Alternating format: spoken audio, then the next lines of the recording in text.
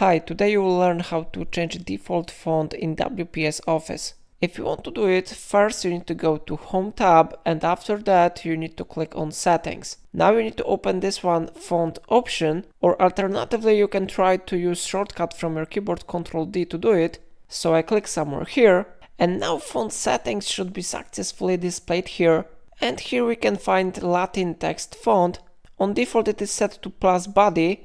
I recommend you to click on this one arrow, and here you can find the list of available fonts.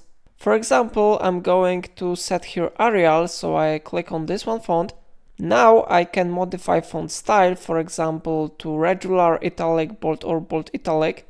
I can change the font size if I want.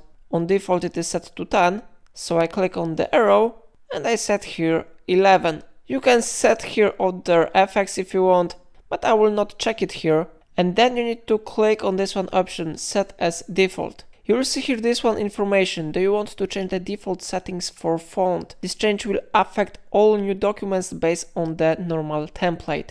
You need to click OK button, and after that your default font will be successfully changed. So in this way you have changed the default font in WPS Office. If I helped you to do it, remember to like this tutorial and subscribe my channel. Please let me know in comment if it solved your problem.